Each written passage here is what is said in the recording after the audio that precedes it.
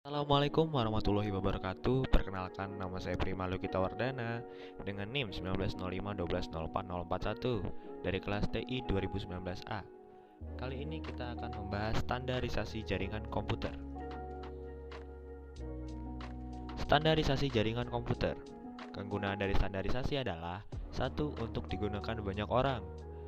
Untuk sebuah hardware handphone, kita harus mempunyai sebuah standarisasi untuk dapat digunakan pada banyak orang.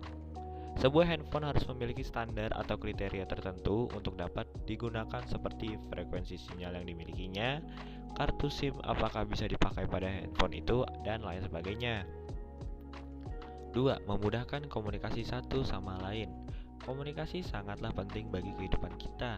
Kita ambil contoh, apabila terdapat sekumpulan komputer pada satu vendor A yang sama terhubung ke dalam sebuah jaringan lokal atau LAN dengan protokol vendor tersebut, kemudian ada sebuah komputer lain dari komputer dengan vendor B ingin terhubung ke dalam jaringan yang tidak memiliki protokol vendor A.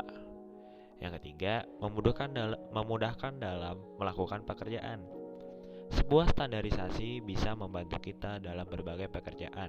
Contohnya, dalam membuat kabel jenis crossover dan string, terdapat standarisasi yang bisa kita gunakan, yaitu T5868A dan T568B untuk memudahkan kita dalam pembuatan jenis kabel tersebut.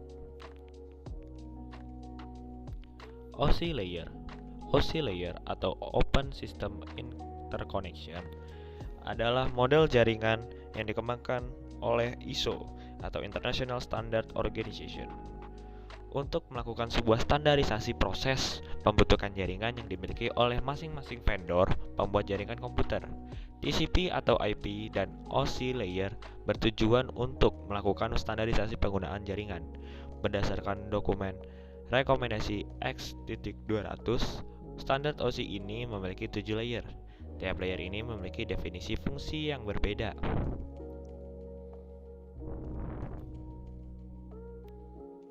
Layer 7 atau application layer merupakan layer di mana terjadi interaksi antar muka end user dengan aplikasi yang bekerja menggunakan fungsionalitas jaringan. Melakukan pengaturan bagaimana aplikasi bekerja menggunakan resource jaringan untuk kemudian memberikan pesan ketika terjadi kesalahan. Beberapa service dan protokol yang berada di layer ini misalnya HTTP, FTP, dan FMTP, dan lain-lainnya. Layer 6, Presentation Layer. Layer ini bekerja dengan mentranslasikan format data yang hendak ditransmisikan oleh aplikasi melalui jaringan ke dalam format yang bisa ditransmisikan oleh jaringan.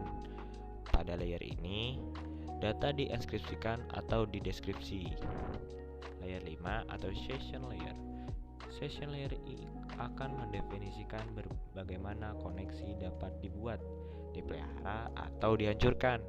Di layer ini ada protokol name recognition, NFS, dan SMB. Layer 4, Transport Layer. Layer ini akan melakukan pemecahan data ke dalam paket-paket data serta merupakan nomor urut pada paket-paket data tersebut sehingga dapat disusun kembali ketika sudah sampai pada sisi tujuan. Selain itu, pada layer ini akan menentukan protokol yang akan digunakan untuk mentransmisi data. Misalkan protokol TCP. Protokol ini akan mengirimkan paket data sekaligus akan memastikan bahwa paket diterima dengan sukses atau acknowledgement dan mentransmisikan ulang terhadap paket-paket yang hilang atau rusak di tengah jalan. Layer 3 atau Network Layer. Network Layer akan membuat header untuk paket-paket yang berisi informasi IP, baik IP pengirim data maupun IP tujuan data. Pada kondisi tertentu, layer ini juga akan melakukan routing melalui interworking dengan menggunakan router dan switch layer 3. Layer 2, Data Link Layer, berfungsi untuk menentukan bagaimana bit-bit data dikelompokkan menjadi format yang disebut sebagai frame. Selain itu, Pada level ini, terjadi koreksi kesalahan, flow control, pengalamatan perangkat keras seperti halnya media access control address atau MAC address, dan menentukan bagaimana perangkat-perangkat jaringan seperti hub, bridge, repeater, dan switch layer 2 beroperasi. Spesifikasi IEEE 80302 membagi level ini menjadi dua level anak, yaitu level Logical Link Control dan lapisan Media Access Control atau MAC. Layer 1 atau Physical Layer.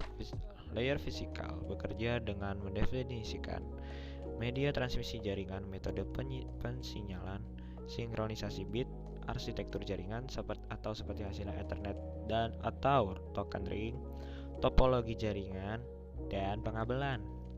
Selain itu, level ini juga mendefinisikan bagaimana Network Interface Card atau NIC dapat berinteraksi dengan media kabel atau radio. TCP atau IP. Shoot Protocol Internet adalah model jaringan komputer dan rangkaian protokol komunikasi yang digunakan dalam jaringan komputer yang dikenal dengan TCP atau IP. TCP/IP Transmission Control Protocol atau Internet Protocol merupakan gabungan dari protokol TCP dan IP sebagai kelompok yang mengatur komunikasi data dan proses tukar-menukar data antar komputer dalam jaringan internet. TCP/IP menggunakan skema pengalamatan yang disebut dengan alamat IP atau IP address yang mengizinkan beberapa ratus komputer terhubung di internet. Protokol ini juga bisa menghubungkan antara sistem-sistem yang berbeda seperti Windows dan Unix untuk membentuk jaringan heterogen. Ada yang pertama, layer 4, application layer. Fungsi application layer hanya menyediakan layanan terhadap aplikasi yang berjalan di komputer. Ingat, hanya layanannya, bukan aplikasinya. Layer 3, transport layer. Lapisan ini menjamin bahwasanya informasi yang diterima oleh penerima sama dengan informasi yang dikirim oleh pengirim. Lapisan ini memiliki fungsi penting diantaranya flow control.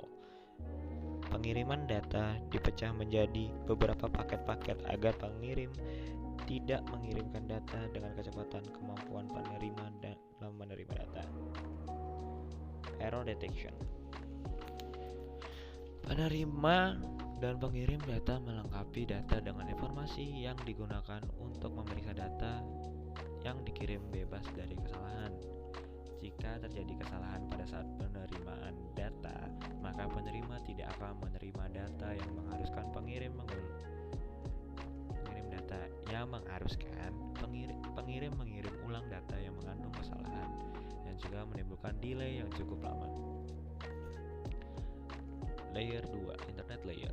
Internet Layer memiliki tugas menjamin suatu paket dikirimkan sampai ke tujuannya.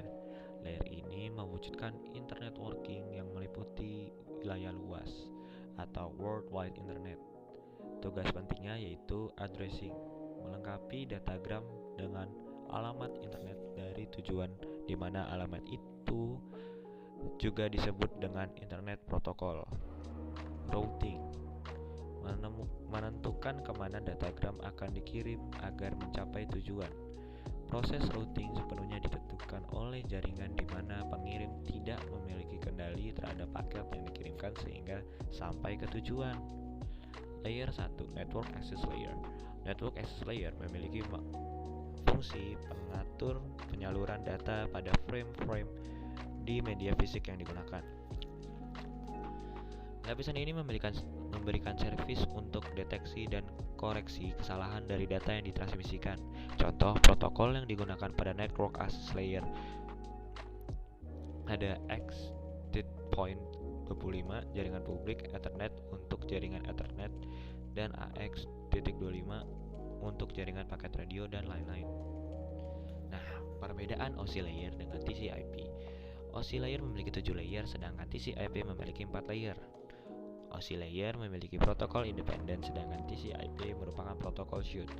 Standar OSI layer tidak digunakan secara cuma-cuma sedangkan TCP/IP Semua standarnya digunakan dapat diperoleh secara cuma-cuma pada jaringan. Perkembangan OSI layer tersendat yang tidak seperti TCP/IP. TCP/IP akan menjadi standar dunia jaringan tidak seperti OSI layer.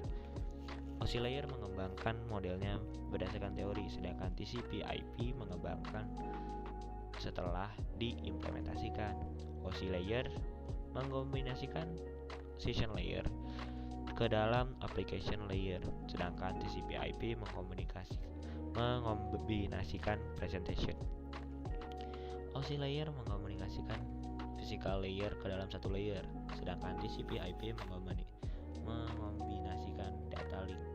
TCP/IP lebih sederhana karena memiliki 4 layer. TCP/IP juga lebih kredibel karena protokolnya. Nah, persamaan OSI layer dengan TCP/IP.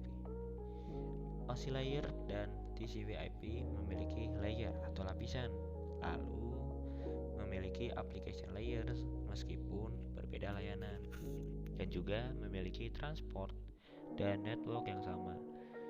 Lalu OSI layer dan TCP/IP sama menggunakan packet switching